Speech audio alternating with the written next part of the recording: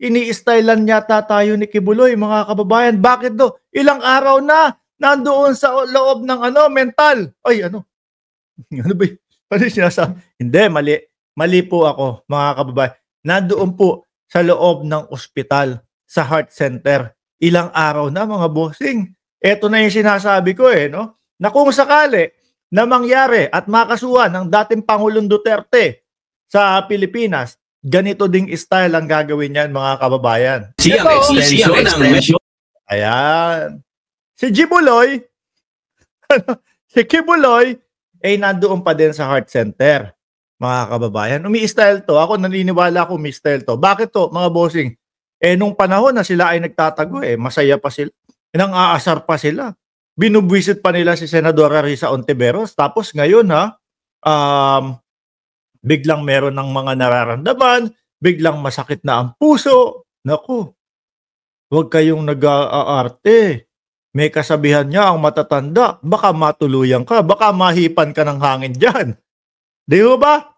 Mga bossing, nung panahon na sila ay nagtatago, ang yayabang, ang kakapal ng peslak, sasabihin pa, Risa Ontiveros, pag nagkita tayo dyan sa Senado, meron akong i-discuss sa'yo. No, yung tipo bang parang gusto niyang sabihin na mayroong bet ka, no? O may kabet si Senadora Risa Ontiveros. Ang yayabang nung panahon na nagtatago. Tapos ngayon, eto na. Sakit dito, sakit doon. Ganyan din ang gagawin, no? Ng dating Pangulong Duterte. Kaya bakit to?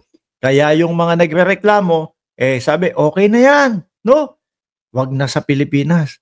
Okay na, tumatakbo na sa ICC yung reklamo namin. Pakinggan ho natin mga kababayan. Nananatili pa rin si KOJC Leader Apollo Kibuloy sa Philippine Heart Center matapos aprubahan ng Pasig RTC ang extension ng medical furlough nito. Baka malala na si Kibuloy, baka malala na. Matagal na dyan sa heart center Hanggang kailan ba? Parang kung hindi ako nagkakamali, November 16 o November 15, magtatagal dyan si Kibuloy. At least kahit papaano, medyo kung nakahinga-hinga ka, Pero ako naniniwala, mga kababayan, no?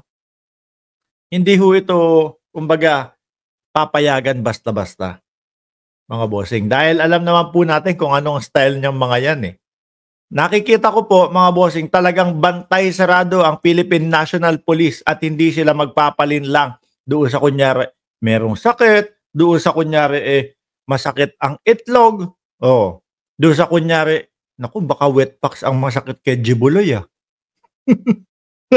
Mukhang naoros sa wetpacks si Jibuloy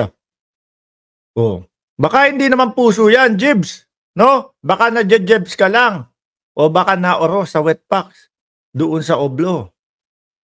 Tuloy natin, mga boss. Kay PNP Public Information Office Chief Police Brigadier General Jean Fajardo, Huwebes nang dumaing ng pananakit ng dibdib si Kibuloy, kaya isinugod ng Biyernes para sa ilang medical check-up.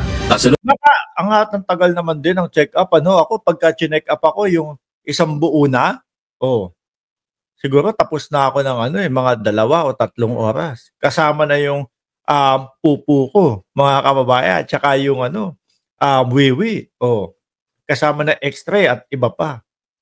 Si Jibuloy, inaartehan lang nito Yung mga doktor, ang sakit po ng ganito ko. Yung pala, yung wetpacks ang masakit. Masakit daw, mga bossing? Yung dibdib, baka kulang lang yan sa masahe. O baka medyo na-hard lang po yung masahe kay Jibuloy. Di ba? Kasi, nung nandoon siya sa kingdom, ay naku, nandoon sa kingdom, medyo malalambot po yung mga nagmamasahe with matching favorite na amoy ni Kibuloy na Palmolive. Medyo soft ang mga massage doon baka dyan sa oblo, medyo matigas po ang mga massage dyan. Kaya naman, sumasakit ang dibdib ni Kibuloy. Di ba? At umano nga sila, nagre-request sila hanggang November 16 o November 15. Sabi ni Wilfredo Alvarez, baka kamo paraan lang yan, para siya tumakas. Kaya si Kibuloy, manuhol ng 1 bilyon ni Pastor, makatakas lang sa kulungan. Tuloy. ng approval ng korte. Tiniyak naman ng PNP na mahigpit ang seguridad at hindi maaaring dalawin ng walang utos mula sa korte. Ako po yung mga Palmolive girls na talaga namang puspusan ang pagtatanggol kay Kibuloy, hindi din pala makakadalaw, mga bossing. Sabi ni Ma'am Brenda Barton, let's hope and pray he is okay. He needs to pay for all his crime. Ako ho, naniniwala, okay lang yan. No, si Kibuloy, umaarte lang yan. Umi-style lang yan. Sabi nga ni Sir Andy De Vera.